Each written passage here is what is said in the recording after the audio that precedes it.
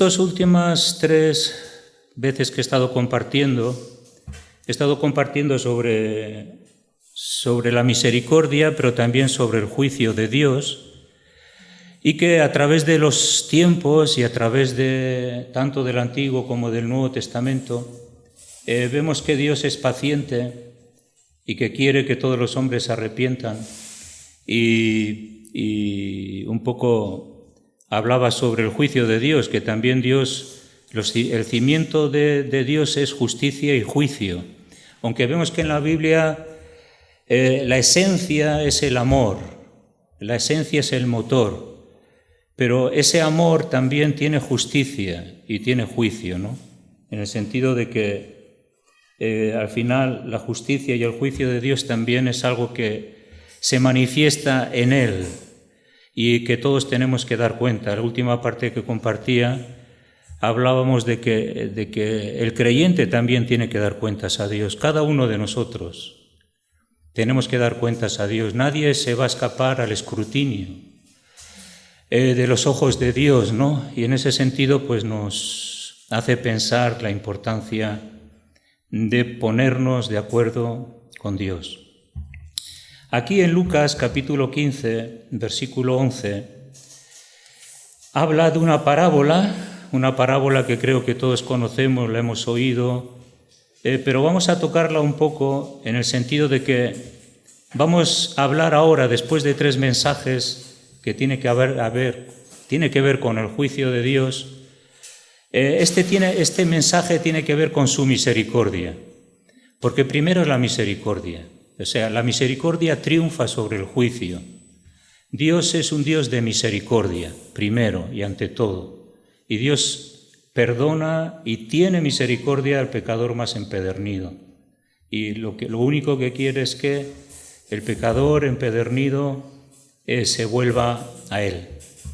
Cuando vamos a leer esta parábola, está dentro de un contexto que tiene que ver con la parábola de la oveja perdida, capítulo 15, donde Jesús va a buscar esa oveja que está perdida, por eso que comía con los pecadores, estaba con los pecadores, porque tenía que ganar a los pecadores, ¿no?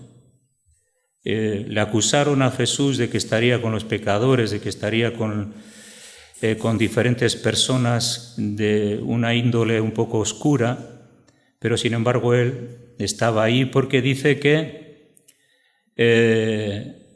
tenía que encontrar la oveja perdida.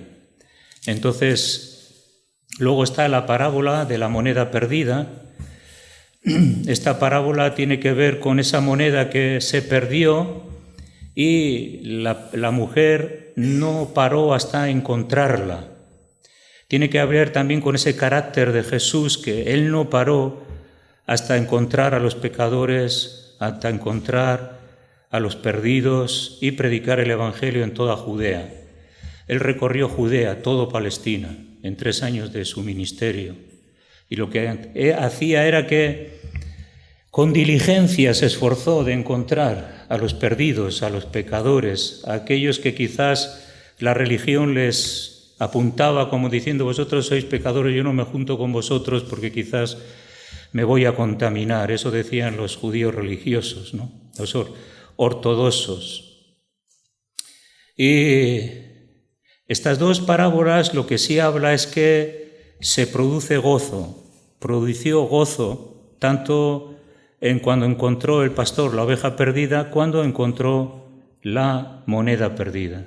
Hubo gozo. Lo cierto es que hay gozo en el cielo por un pecador que se arrepiente. La Biblia habla de que en el cielo hay gozo, pero cuando alguien se arrepiente dice que hay gozo en el cielo.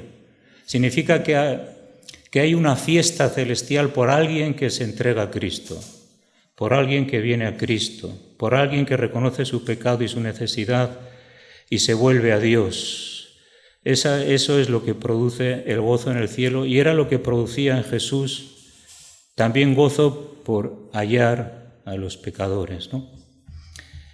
Entonces Jesús también dice en esta parábola, y vamos a leerla, y dice que también dijo un hombre, tenía 2 hijos, El menor de ellos dijo a su padre: Padre, dame la parte de los bienes que me corresponde, y les repartió los bienes. No muchos días después, juntándolo todo, el hijo menor se fue lejos, a una provincia apartada, y allí desperdició sus bienes viviendo perdidamente. Y cuando todo lo hubo malgastado, vino una gran hambre en aquella provincia y comenzó a faltarle. Y fue y se arrimó a uno de los ciudadanos de aquella tierra, el cual le envió a su hacienda para que apacentase cerdos, y deseaba llenar su vientre de las algarrobas que comían los cerdos, pero nadie le daba. Y volviendo en sí, dijo: ¡ay, cuántos jornaleros en casa de mi padre tienen abundancia de pan, y yo aquí perezco de hambre! Me levantaré, iré a mi padre y le diré: Padre, he pecado contra el cielo y contra ti. Ya no soy digno de ser llamado tu hijo, hazme como a uno de tus jornaleros. Y levantándose vino a su padre y fue movido a misericordia. Y corrió y se echó sobre su cuello y le besó. Y el hijo le dijo: Padre, he pecado contra el cielo y contra ti, ya no soy digno de ser llamado tu hijo. Pero el padre dijo a sus siervos: sacad el mejor vestido y vestidle, y poned un anillo en su mano y calzado en sus pies, y traed el becerro gordo y matadlo, y comamos y hagamos fiesta, porque mi hijo muerto era y ha revivido, se había perdido y es hallado. Y comenzaron a regocijarse.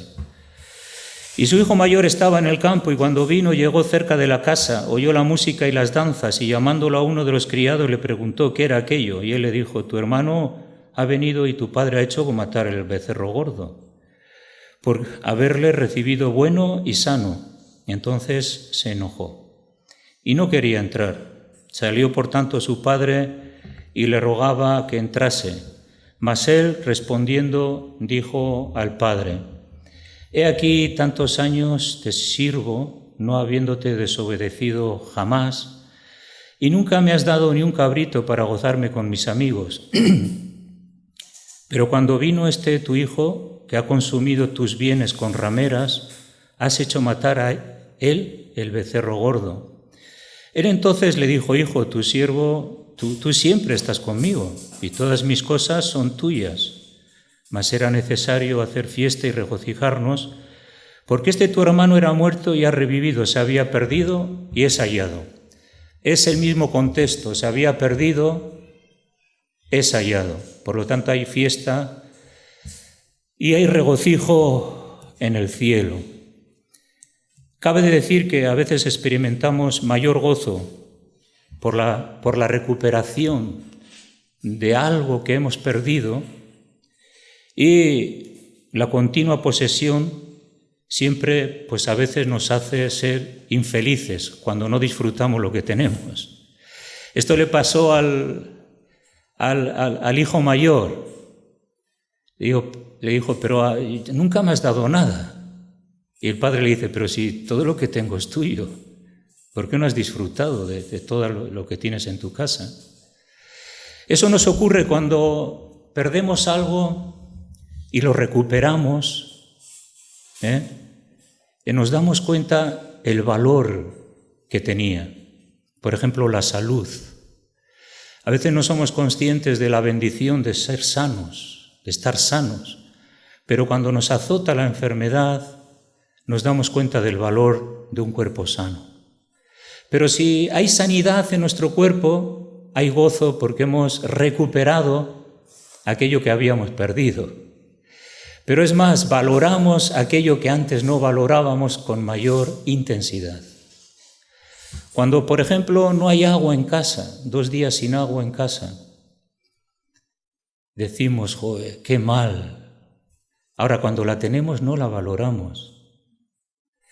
Eso ocurre también en la vida cristiana. Es tanto lo que Dios nos ha dado, es tanto lo que tenemos, que debemos de valorarlo, porque si no lo valoramos, lo vamos a perder como este hijo pequeño. Porque este hijo pequeño ¿Qué hizo?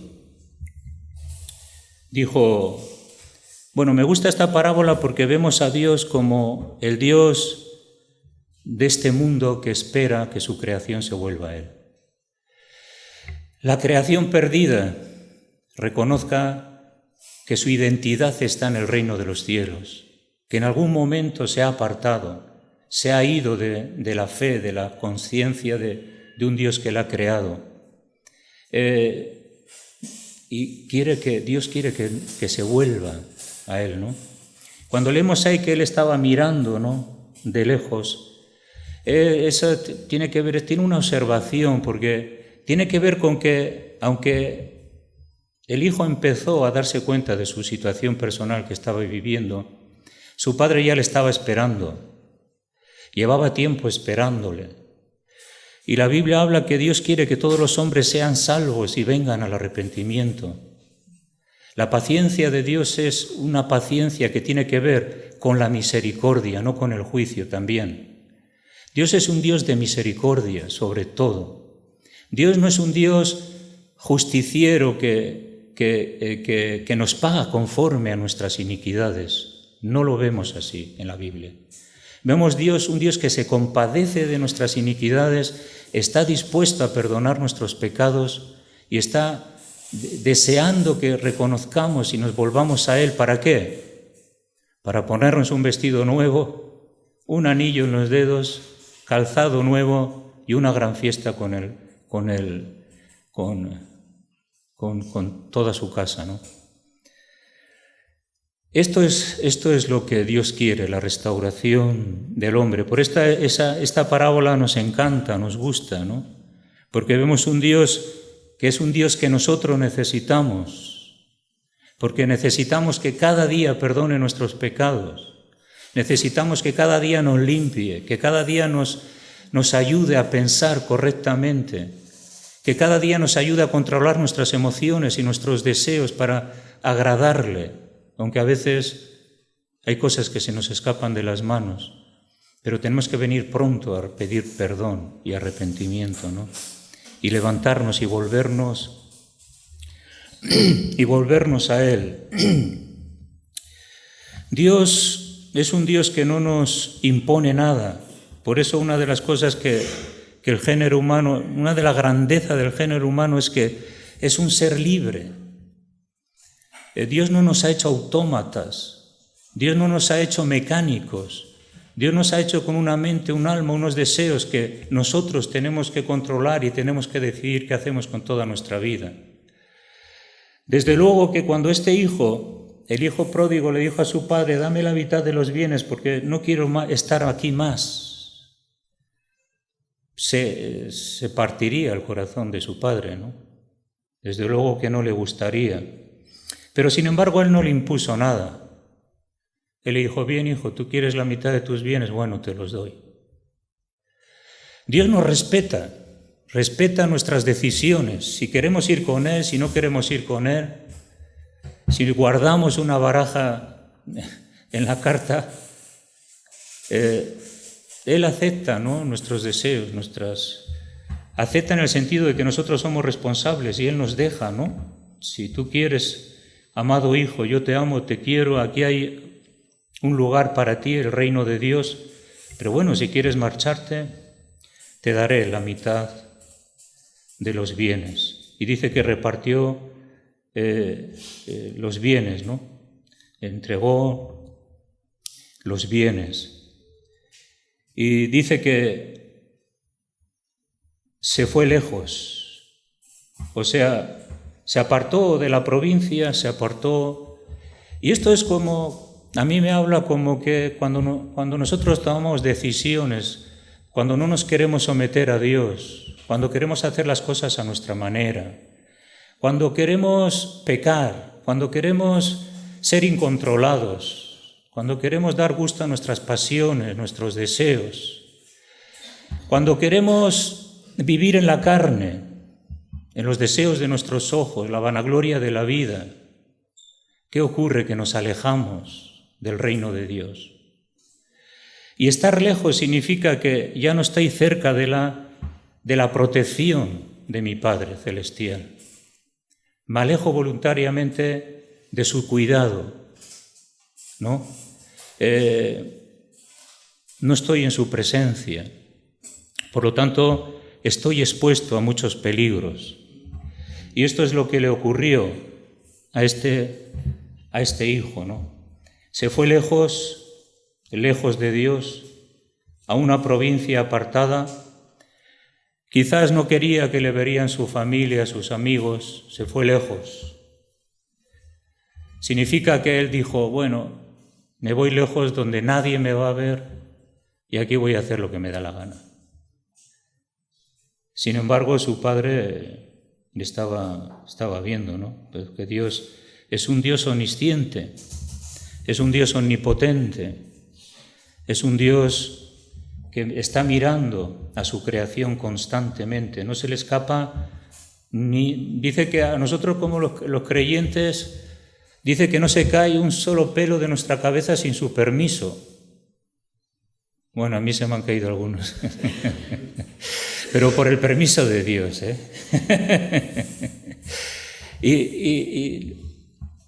Y nadie está exento de la mirada de Dios. Si subiera a los cielos, ahí estás tú. Si bajara lo más bajo de la tierra, ahí estarás tú. Si fuera a la derecha, a la izquierda, allí estarás tú. No nos podemos escapar de la presencia de Dios. Quizás este joven dijo, bueno, me voy lejos, aquí nadie se va a enterar de qué voy a hacer yo. Pero es una mentira del diablo, ¿no? Y dice que allí desperdició sus bienes viviendo perdidamente. Desperdició sus bienes viviendo perdidamente. ¿Cómo? Buscando los placeres del pecado, desperdiciando los dones de Dios, tanto los espirituales como los intelectuales. Cuando nos apartamos de Dios, pues eso ocurre, que vivimos nuestra vida, el potencial que Dios nos ha dado, todas las características potenciales, tanto espirituales, naturales, las desperdiciamos cuando estamos entregando nuestra vida a otros dioses, cuando estamos entregando nuestra vida al pecado. Así que la desilusión y la tristeza vienen y también se va degradando nuestra naturaleza humana. Siempre la falta de la verdadera vida solo puede encontrarse, la verdadera vida solamente puede encontrarse en la presencia de Dios. Entonces, ¿cuántas personas en este mundo, tanto en el ámbito de la música, de la ciencia, gente intelectual, tremendos dones que Dios ha dado a los hombres? Y yo estaba pensando que muchos de estos auténticos talentos, tanto en la música, en el cine, en lo que es la cultura, si se habrían puesto en las manos de Dios y habrían ensaltado a Dios con todos esos dones, habría sido algo diferente. Gracias a Dios que algunos han sometido sus vidas y han desarrollado sus dones espirituales y naturales para la gloria y la honra de Dios, ¿no? Así que bueno, es importante que no desperdiciemos nuestra vida. Este hombre desperdició su vida, pero también desperdició sus bienes. Significa que también Dios nos ha hecho mayordomos. Y aquello que Dios nos pide también en nuestra mayordomía, que seamos administradores, que no gastemos nuestro dinero vanamente, que no invirtamos vanamente, que no invirtamos para los placeres o los gustos desmedidamente. Todo lo que tiene que ver con lo que vemos en la sociedad, ¿no? Una entrega al placer. Desperdició sus bienes, malgastó sus bienes, no supo ser una persona administradora que glorificaría a Dios con los bienes, con lo que Dios le había dado. En esta sociedad hay una obsesión por la sexualidad. Hay una tremenda obsesión. ¿Y qué ocurre? Que la gente se entrega a esa obsesión desmedidamente. y vive desmedidamente.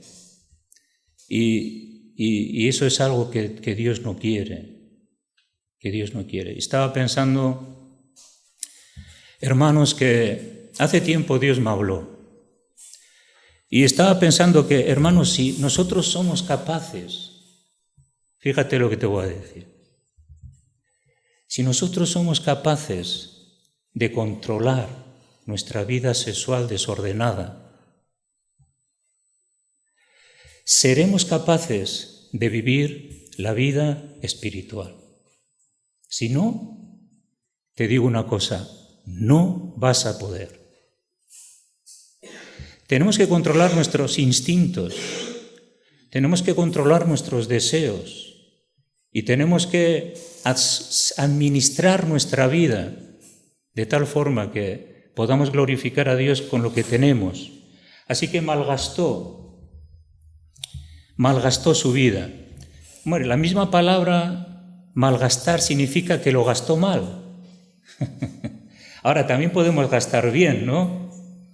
No significa que no vamos a invertir y hacer cosas legítimas que Dios quiere. Pero malgastar tiene que ver que yo tengo algo y lo uso incorrectamente, indebidamente, de tal forma que luego yo soy el perjudicado. ¿Cuántas personas están pidiendo porque no han sabido administrar su vida? ¿Cuántas personas viven en pobreza porque no han sabido administrar su vida? Ser administradores tenemos una buena garantía, sobre todo sentirnos administradores de Dios, en todo lo que Dios nos ha dado.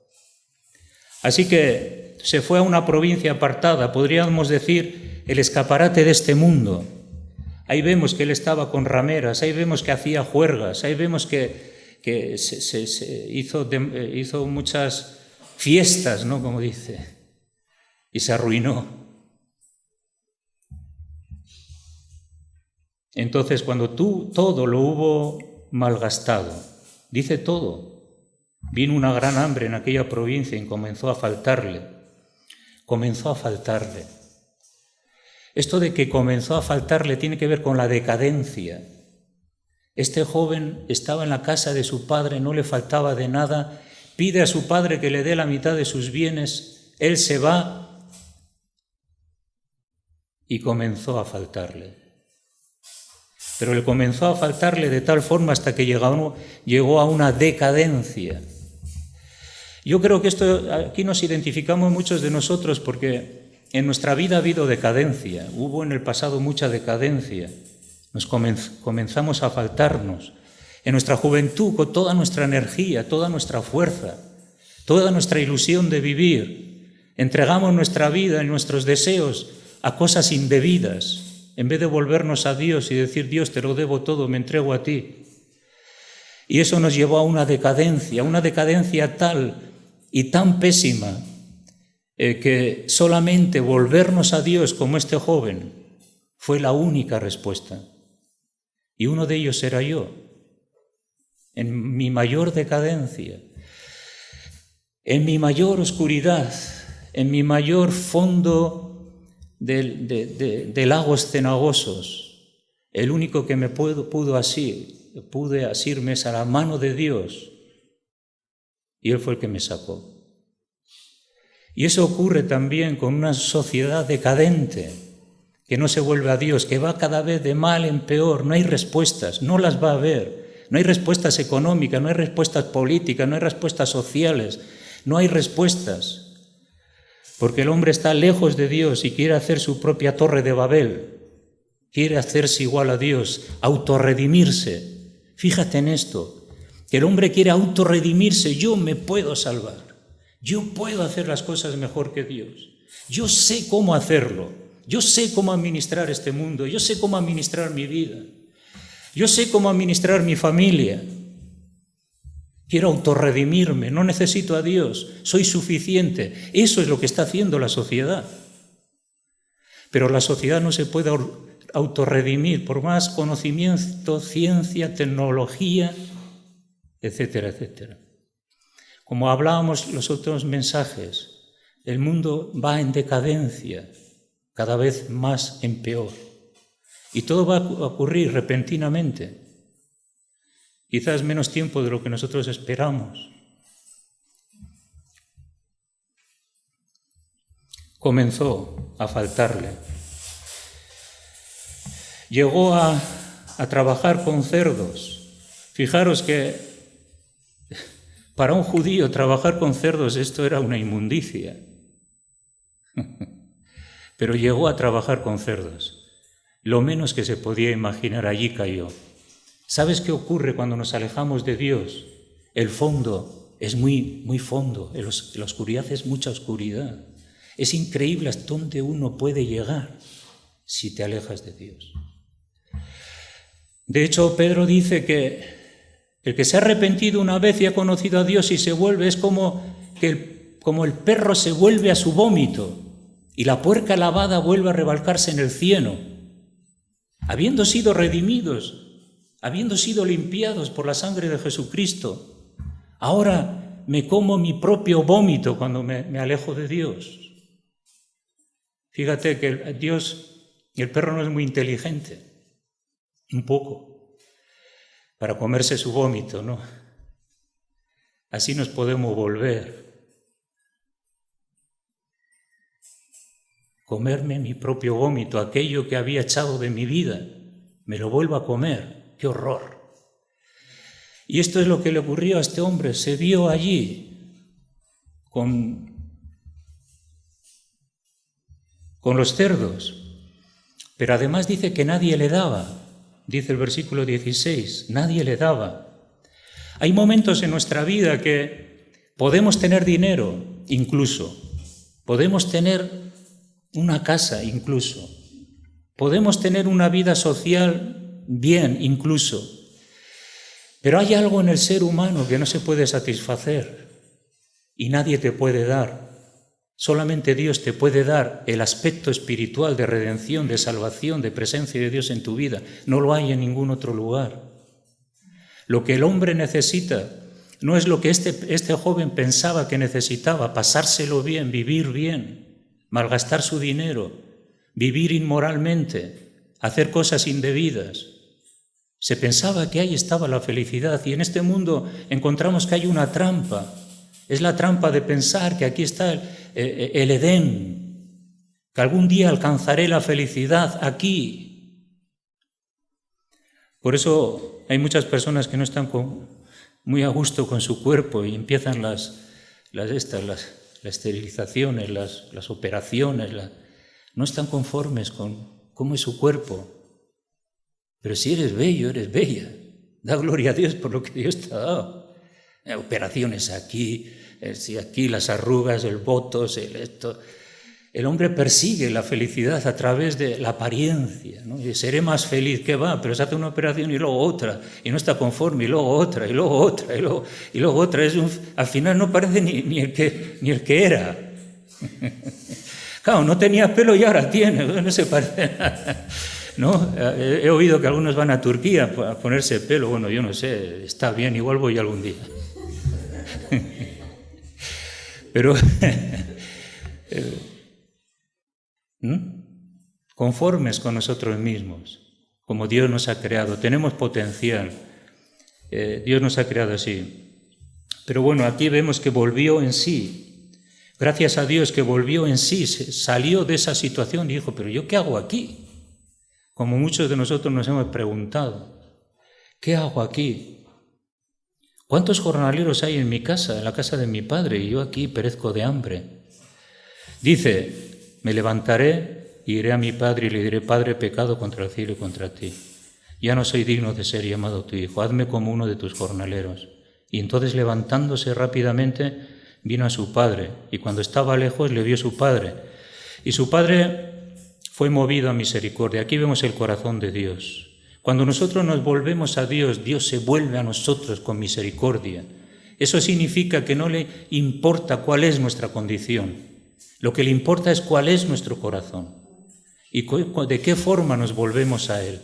En ese sentido, vemos que no le importó abrazarle con todos sus vestidos andrajosos y su olor sucio. Entonces ahí vemos que Él nos acepta con nuestros pecados, sí, pero arrepintiéndonos y aceptando que no hemos hecho bien las cosas. Así que Él dijo el pecado y dijo, mira, no soy digno de ser llamado tu hijo. Aquí hay una de las características que a mí me llama la atención y que creo que también es algo importante en el verdadero arrepentimiento. Él no se sintió digno, quiso ser como uno de sus jornaleros y tampoco se sintió digno de ser vuelto a ser llamado hijo. Él se daba cuenta que la dignidad que antes tenía no se la merecía. Le había fallado a Dios, le había traicionado a Dios, había hecho cosas indebidas y por lo tanto ya no se lo merecía. Ese es el verdadero convicto de pecado, aquel que sabe que no es digno de recibir tan grande misericordia y tan grande perdón. Yo creo que algunos de vosotros os habéis sentido así. Yo me sentí así. Yo le dije al Señor, Dios, pero ¿en verdad tú me perdonas? ¿En verdad tú tienes misericordia de mí? Y encima leo la Biblia y me dices que soy tu hijo. Señor, que no soy digno. No soy digno. Pero ¿cómo? Que no soy digno, que yo te he fallado, que he hecho... Y Dios dice, sí, eres digno. Así que es una mezcla de indignidad por nuestra parte y es una mezcla de recibir la misericordia de Dios, porque la vamos a recibir. Nos sentimos indignos, pero la vamos a recibir, porque Él así lo quiere. Y se alegró, porque el Padre dijo que muerto era, ha revivido y estaba muerto, estaba perdido, ha vuelto y estaba muerto y ha revivido, ¿no? O sea que Efesios dice que estábamos muertos en nuestros delitos y pecados. Para el Padre estaba muerto, no, estaba vivo, pero estaba muerto espiritualmente, se había alejado de Él. Estaba perdido, pero Dios le había hallado. En las parábolas de la moneda perdida y la oveja perdida, el sentimiento de Jesús. El mundo está perdido, pero tiene que hallarme a mí, aquel que puede dar la vida, el único que tiene la vida, ¿no? Así que el origen de la rebeldía contra Dios y de no someternos a Dios, esto ya viene, como hablábamos la otra vez, desde el Edén. El hombre sigue siendo rebelde. Ahí nos fuimos en el Edén, ¿no? Pero Dios trazó un plan a través del Antiguo Testamento y a última instancia el plan de Dios a través de Jesucristo, para que todo aquel que en Él cree no se pierda, mas tenga vida eterna, ¿no? Así como leíamos el otro día que Dios amó a Caín, aunque Caín fue un homicida, pero Dios le amaba a Caín. Dios ama a este mundo, ama tremendamente a este mundo y espera que el mundo se dé cuenta que sin Él nada puede hacer, que todos los planes, proyectos, todos los esfuerzos humanos sin Dios no sirven para nada, no sirven para nada. Jesús bien dijo que el que conmigo no recoge desparrama. Este mundo que está recogiendo, que está edificando fuera de Dios, no sirve para nada. Es esa torre de Babel que va a ser destruida. Es esa casa que aparentemente parece que está bien, pero que también será derruida por el terremoto que vendrá en los últimos tiempos.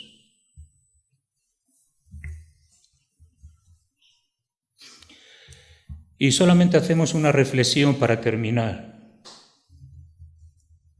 No vamos a hablar del segundo hijo, que también aquí hay otra enseñanza, ¿no? Como muchas veces habéis escuchado, y yo lo medito y me doy cuenta que siempre uno puede sacar cosas nuevas.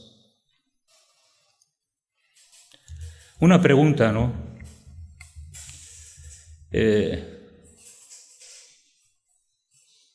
¿Qué le llegó a tomar esta decisión a este hijo pródigo de irse de la casa de su padre? ¿Por qué tomó? Hemos dicho algunas cosas, ¿no? Pero ¿por qué este hijo, estando tan bien, disfrutando de un Padre amoroso, de una justicia bajo su autoridad, de una paz, de un futuro seguro. Todo, lo tenía todo. ¿Pero por qué? ¿Por qué tomó este hijo esta decisión? Es difícil de entender. ¿Por qué en el huerto del Edén Adán y Eva pecaron? Son preguntas que a veces tienen que ver tiene que ver con el orgullo humano, tiene que ver con la decisión libre en el que Dios nos ha dejado. Esa libertad es la grandeza del hombre, que Dios no nos impone nada, sino que nosotros tenemos que valorar cuáles son los resultados de nuestras decisiones y ser sabios y someternos a Dios más que cualquier otra cosa. ¿Buscaría la independencia? Yo quiero ser independiente. Dame todas las cosas que yo las voy a administrar. Como diciendo, Dios, tú no sabes administrar mi vida, yo sí. Quiero ser independiente, no quiero dar cuentas a nadie. Estas son las características de nuestra sociedad. Yo no quiero dar cuentas a nadie. A mí que nadie me diga lo que debo de hacer. Yo soy suficiente, yo administro, yo hago. Dios, no, yo hago lo que quiero, no lo que Dios quiere. Esa es la independencia que hay en el corazón del hombre, ¿no? Seres independientes que no se someten a Dios, que no se someten a la autoridad espiritual, que quieren hacer lo que ellos quieren. Y lo que ocurre es que los caminos son tortuosos. Podemos pensar otra cosa. Yo creo que esto ocurre a veces dentro del cristianismo, que nos cansamos de ser cristianos. Podríamos pensar que nos cansamos de nuestro Padre Celestial. ¿Pero por qué nos cansamos? Porque no disfrutamos de su presencia, porque no disfrutamos de su amor, porque no disfrutamos de la paz que Él nos da, porque quizás podemos vivir un cristianismo legalista, seco, donde no disfrutamos, y entonces yo estoy cansado de la vida cristiana, estoy cansado de Dios, a mí Dios no me da nada. No. Y lo que pasa es que no está en una buena relación con Dios, esa es la cosa. Estoy cansado, me voy un año de la iglesia, me voy medio año de la iglesia, lo voy a pensar. ¿Quién se va a ir de una casa donde siente el amor de su padre? No se va nadie. Pero este estaba a la defensiva, ¿no? Estoy cansado. Esto no me resulta. Esto no me da lo que quiero. Claro, ahí vemos cuáles eran sus objetivos. Sus objetivos eran dar rienda suelta a su carne.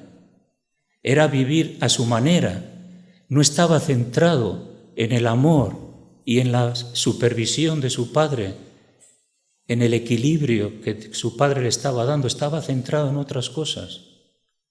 Nosotros podemos estar aquí en la iglesia, pero nuestro enfoque puede estar muy distante de la presencia, del amor y de la gracia de Dios, y que nosotros la podamos experimentar. ¿Os dais cuenta? Cuando nuestra vida está enfocada en otras cosas, no recibimos de Dios aquello que esperábamos. ¿Y qué ocurre? Pues nos frustramos. Se cansó, podría decir, yo he puesto aquí, se cansó de su padre, puede ser. ¿Podríais añadir alguna cosa más? Buscaba algo mejor. Sí que lo vemos, que él esperaba buscar algo mejor, pero no encontró algo mejor, encontró algo peor. Hermanos, cuando nosotros nos vamos de estar sometidos a Dios, no pienses que vas a encontrar algo mejor, no lo hay. Vas a encontrar algo peor, que sí lo hay. Por eso la Biblia dice que nos sometamos a Dios, porque es lo que Dios quiere, porque Él nos ama. Ahora, si nos vamos de la supervisión de Dios, pues ya es un problema tuyo. Los resultados que tú vas a recibir son los resultados que tienen que ver de irse de la presencia de Dios, ¿no? ¿Podría querer escapar de la vigilancia de su Padre? A veces en la iglesia a nadie nos gusta, pues somos todos un poco raros, o un poco orgullosos. No nos gusta que nadie nos diga, mira, esto está mal, cambia aquí. ¿No? No nos gusta estar bajo una supervisión espiritual. No nos gusta que alguien nos diga algo. Pero el verdadero espíritu del discípulo es aquel que se deja corregir, aquel que se deja instruir, aquel que toma la decisión de someterse y hacer la voluntad de Dios. No quiero que nadie me vigile, me diga, yo vivo mi vida. ¿Sabéis por qué hay tanta gente solitaria? Hay mucha gente solitaria, yo la veo, mucha gente que siempre está sola. Va para allí, va para allá, va para allí. Porque no quiere compartir, no quiere decir nada, no quiere que nadie le diga nada, quiere vivir su vida, ¿no? Pero sin embargo siempre estamos bajo la vigilancia de nuestro Padre Celestial. Podría ser que no tenía confianza en la administración de su Padre, porque dice, dame los bienes que yo me voy a administrar. Hermanos, tenemos que confiar que el Dios que nos llamó es el Dios que nos sustentará, el Dios que nos levantará, el Dios que nos edificará, el que Dios nos dará aquello que necesitamos. Jesús lo dijo, preocupaos, las aves de los cielos no trabajan y comen, y las flores se visten mejor que Salomón. Dice, ¿cuánto no os voy a dar a vosotros, hombres de poca fe, si confiáis en mí? Dios es el Dios que nos administra, que nos guiará, que nos ayudará. No podemos decir, bueno, Señor, no me das lo que quiero, por lo tanto lo voy a buscar de cualquier manera, voy a robar. Tenemos que confiar que Dios es un Dios que administra y que administra bien nuestra vida y que nos da cuando necesitamos. Someternos a Él, si no nos da, pues bien, y si nos da, pues también bien, gracias a Dios, porque no nos movemos por si Él me da o no me da, nos movemos por lo que Él es. Y en la vida siempre hay momentos difíciles, pero sin embargo tenemos que confiar que es Dios un Padre que nos administra bien. Este joven lo que quería era otra cosa, pero no es que tenía necesidad, no la tenía. Buscaba otras cosas que no tienen que ver con el reino de Dios. Cansado de obedecer. Claro, nuestra fe es probada. Y a veces podemos decir, Señor, te llevo sirviendo tantos años y no pasa nada en mi vida, estoy esperando las mismas cosas. Estoy cansado de obedecer, estoy cansado de esperar. Pero ¿qué es lo que más nos importa? ¿Aquello que voy a recibir? ¿Aquello que yo deseo? ¿O es lo que más me importa la presencia de Dios? Porque al que Dios tiene, nada le falta, solo Dios basta. Nuestra felicidad no depende de lo que tengas, de lo que esperes. Depende del momento, depende que Dios está contigo, depende de entender que Dios está ahí y que puedes disfrutar de Él y del reino de Dios y de la casa de su Padre. Cosa que este no estaba satisfecho y estaba cansado de obedecer. Y hay algo que también ocurre, que queremos ser suficientes en nosotros mismos, que nosotros la haríamos mejor, que nosotros somos mejores, que somos más sabios que Dios, que sabemos que la decisión que voy a tomar es una decisión que es mejor que lo que Dios ha provisto y querido para mí. La Biblia habla eso sobre el engaño.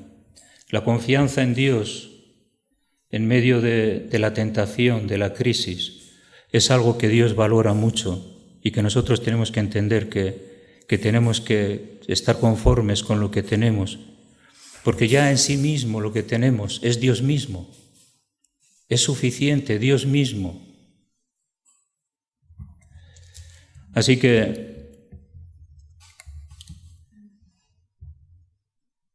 en el corazón de Dios lo que hay es una cosa, que el hombre se vuelva, se arrepienta. Y para concluir, el arrepentimiento tiene que ver con una verdadera y profunda decisión de dejar todo aquello que sabes que te ha destruido.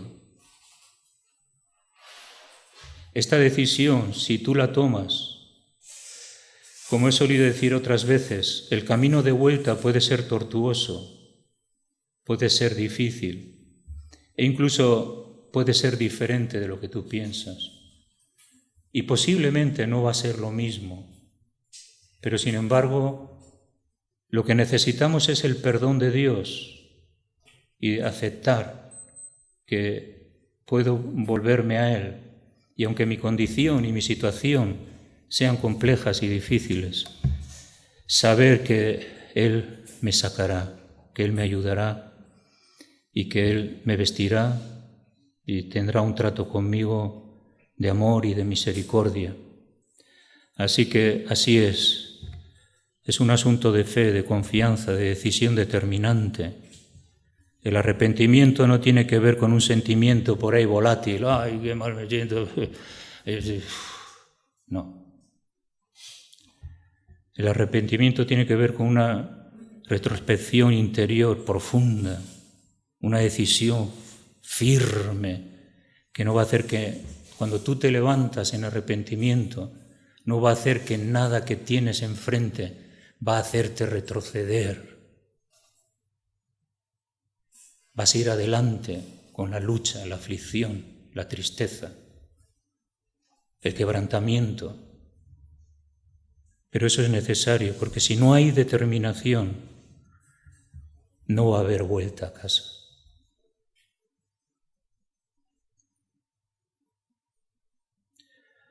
Yo estuve 5 años en el mundo de las drogas. No te voy a decir lo que yo hice ahí. Tampoco le he dicho todo a mi mujer, alguna cosa. Pero el otro día estuve tentado en decirle algo y dijo, no, va, soy nueva criatura. Las cosas viejas pasaron, todas son hechas nuevas en Cristo Jesús. Pero sé lo que eso significa, ¿no? Volverte a tu Padre Celestial.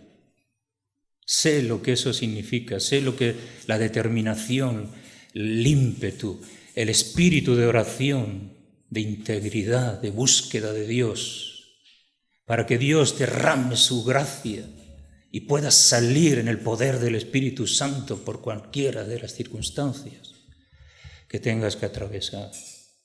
Las tentaciones vienen fuerte. El diablo anda como león rugiente buscando a quien devorar. Los demonios están ahí a cientos, tratando de impedir que tú salgas. Pero puedes. Con Cristo soy más que vencedor. Tengo que creerlo. Sabemos una cosa, hermanos, lo que tenemos que incentivar en nuestra vida, algo que es muy importante y tenemos que incentivar nuestra vida es la vida de oración. Porque sin oración, sin quebrantamiento, sin búsqueda de Dios, no hay nada, ¿no? Y entonces poder salir. Bueno, estos días que hemos estado compartiendo el Evangelio, nos damos cuenta que hay gente mayor que va al yoga, a las filosofías, a la meditación, porque buscan paz, porque buscan descanso a su ansiedad, porque buscan que esas cargas de sus problemas, heridas del pasado, traumas, puedan ser descansados en manos de un yogi o un manipulador de yo qué sé, de posturas, de mantras, de descanso. Estoy dándome unos masajes en la espalda y llego allí y me dice, espera, que tengo que sacar una fotocopia a ver si no saco ruido porque están en meditación ahí arriba. Meditación. Y yo no sé, esta noche me he despertado y estaba pensando, ¿cuántos demonios hay detrás de las meditaciones esas? ¿Cuántos demonios están tratando de engañar y de introducir en muchas vidas aspectos que parecen que traen paz, pero atan? Y a veces os ocurre, ¡ay, qué bien me siento en la meditación! Una paz. Digo, no sé qué demonio le habrá tocado. Jesús es el que da paz, verdadera paz. Ese es el que da verdadera paz. El diablo es un padre de mentira y a través de los demonios, la meditación trascendental y todo este mundo de lo espiritual, lo que hace es introducir una falsedad que destruye al hombre y que le hace al hombre peor.